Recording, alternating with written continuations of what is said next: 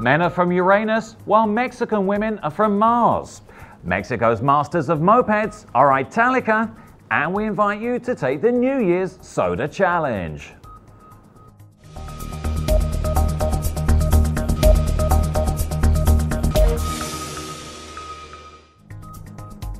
Hello and welcome to today's special edition of Mexico News Network's Breaking News Business. I'm your host, Elliot Bullman. Let's dive right into the information.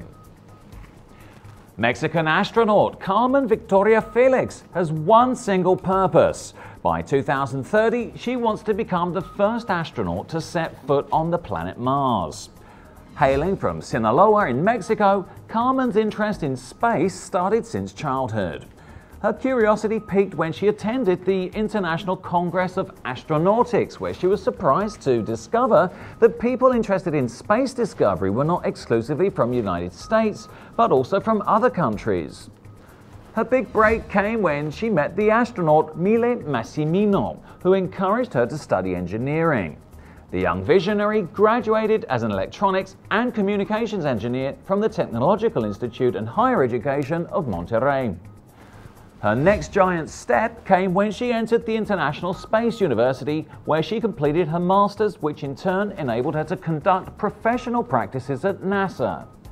During her long tenure at NASA, she's been working on studies on Mars and has undergone all kinds of tests to accurately recreate the characteristics of the celestial body.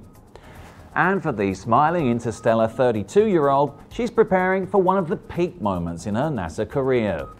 Carmen has contemplated that by 2030 there could be a mission commanded by NASA to travel to Mars, and she wants to fulfill her childhood dream of becoming the world's first woman to set foot on the red planet. In other news, in 13 years, Italika has filled Mexico's streets with low-priced products. But the company of Ricardo Salinas Pliego is now set to increase its production capacity fourfold and has set his sights on higher segments. Mobility problems in Mexican cities have brought huge sales success to Italika, and the company has just opened a new assembly line at its Toluca plant to launch models for medium and high-end segments. The brand takes advantage of city congestion, offering affordable motorcycles through its network of Electra stores and easy financing from Banco Azteca, which also belongs to Electra. Italika has a 70% market share in Mexico and aims to increase its penetration in Mexico to 85%. Last year, the market value of motorcycles in Mexico amounted to nearly 1.2 billion pesos, an increase of 19.1% compared to the same period a year early, according to INEGI. The fourth assembly line at the Toluca plant, with an investment of between 40 and 45 million pesos, will expand the manufacturing capacity of Italika from 500,000 to 650,000 units per year. The highest demand is for its FT and DT work models, whose prices range from 12,600 pesos to 30,000 pesos. And now it's time for something completely different. It's nearly time to ring in the new year, and by now the average Mexican will already have consumed 45 gallons of soda this year. That's the equivalent to 3 buses. Mexicans consume 3 times more soda than their American neighbors. So is it any wonder why Mexico has become the World Health Organization's case study for obesity? Let's face it, at this time of the year, sales for Coca-Cola products spike, along with our waistlines. Did you know that for every can of Coke you drink, it contains 9.5 teaspoons of sugar, which your body then has to break down? Looks like this. And also every can of Coke contains 140 calories, which is about 10% of our daily recommended calorie intake. So when I see this much sugar per serving in a glass and then correlate it with my own blood sugar, the results speak for themselves. Check this out. I've been drinking soda regularly since I was a kid.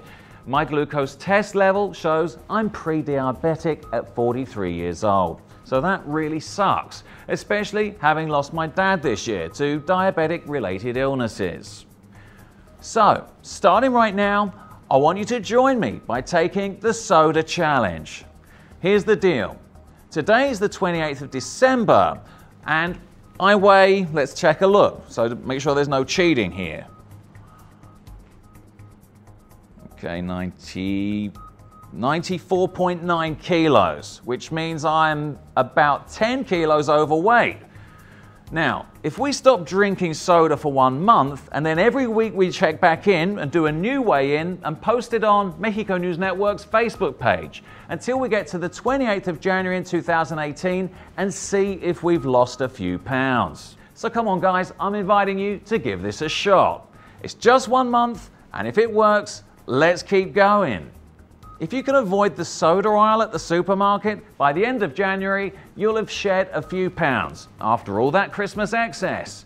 Hey, and why not get some people in on this at work and definitely keep your kids off soda and start them back to school with a low sugar fruit juice or just plain bottled water. So let's do this together.